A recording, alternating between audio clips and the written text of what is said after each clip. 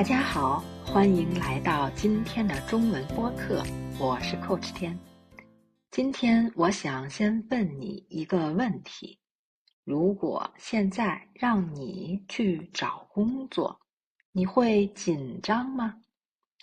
如果你的答案是會，那你一定要聽完今天這一期，因為我們要聊的是一個很多中國大學生正在經歷的現實。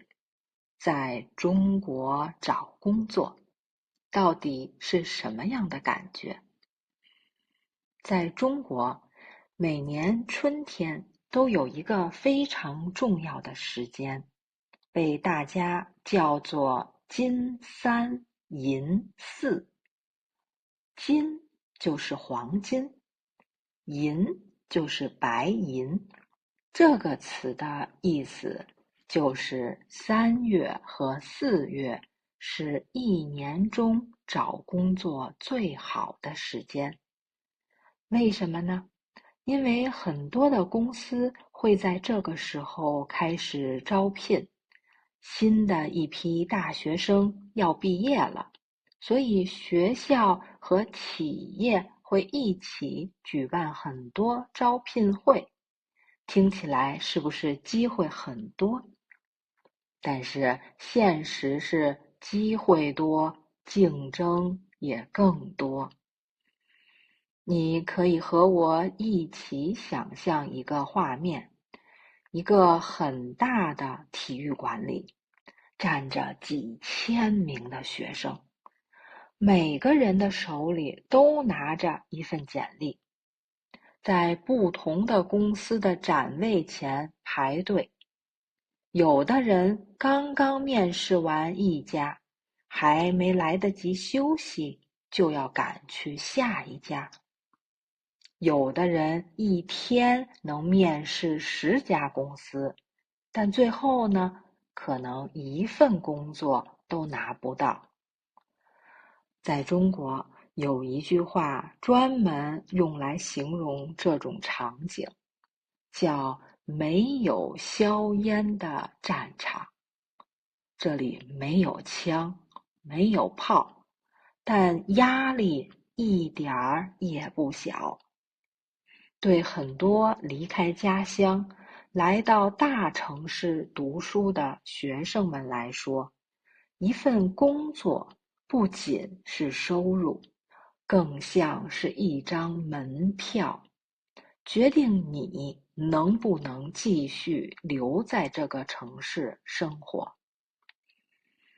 在這樣激烈的競爭中，公司到底想要什麼樣的人呢？在2026年，有一個詞幾乎出現在所有的招聘會裡，那就是 AI， 也就是人工智能。現在的公司不僅希望你學過你的專業，還希望你能多懂一點 AI。比如你是學設計的，公司會問你會不會用 AI 做圖。那你是學機械的，公司會問你能不能用程序控制機器。很多公司甚至願意給懂 AI 的人開出很高的工資，因為這樣的人太少了。有一個很典型的例子，有一位學生，本科是學機械設計，但他發現現在很多工廠都在變得更智能，於是他在研究生階段主動學習了人工智能，還參加了一些項目。在面試的時候，面試官對他特別感興趣，因為他既懂機器，也懂程序。最後，他拿到了一份很好的工作。這個例子說明，現在找工作單一的能力已經不夠了，多會一點真的很重要。除了專業能力，現在找工作的方式也在發生变化。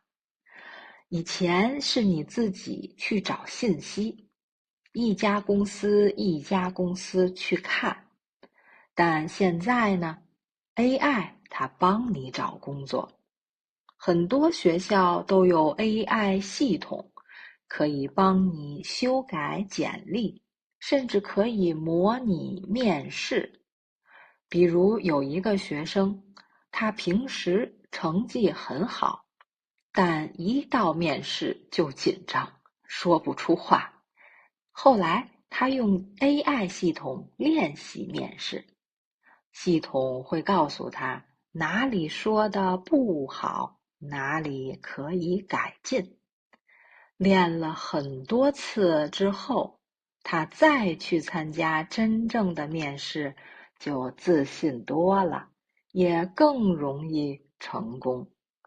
不過，就算有 AI 幫忙，最後決定你能不能拿到工作的，還是你的實際能力。在招聘會上，很多公司都會安排2個面試官，一個是 HR， 也就是人事，主要看你的基本情況；另一個是技術主管，會直接問你專業問題。有時候他們不會問書本上的知識，而是會給你一個真實的問題，讓你現場想辦法解決。比如有面試官會問，如果你設計一個產品出現了問題，你會怎麼改？這樣的問題沒有標準答案，但可以看出你是不是真的會做事情。所以現在很多公司特別看重實習經驗。如果你在學校的時候已經參過真實的項目，那你的機會會大很多。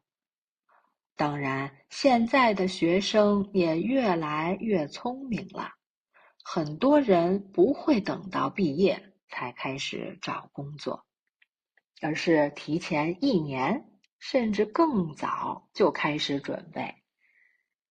有的人會去招聘會看看，有的人會主動找實習機會。但在找工作的過程中，也要小心一些問題。比如，有些不正規的公司會讓你先交錢，說是培訓費或者押金。這種情況一定要注意。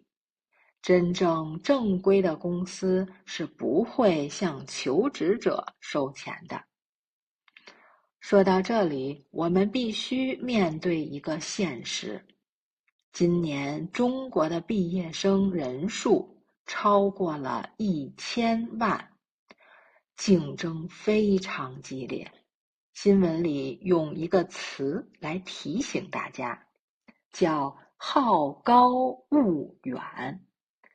這個詞的意思就是只想着很高的目標，卻沒有考慮自己的實際情況。比如，有些剛畢業的學生希望一開始就拿到很高的工資，但現實中這樣的機會其實不多。所以，越來越多的人開始改變想法，他們不再追求第一份工作一定要完美，而是先找到一份能讓自己成長的工作。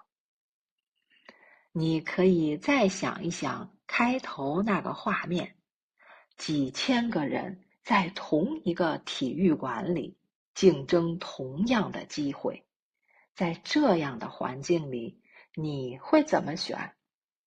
是繼續等待一個理想的工作，還是先找到一個可以開始的機會？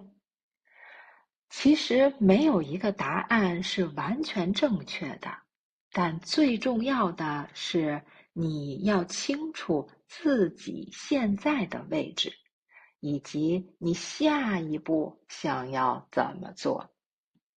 如果你未來想來中國工作，或者你正在學習中文，希望用中文找工作，那麼你現在就可以開始準備了。多了解行業，多練習表達，多積累經驗，這些都會在關鍵的時候幫助到你。好了，今天的內容就到這裡。我很好奇，在你的國家找工作是不是也這麼激烈？你會更看重工資還是發展機會？歡迎在評論區分享你的想法。如果你喜歡這種用真實內容來學習中文的方式，記得關注我。我是 Coach 天，我們下期再見。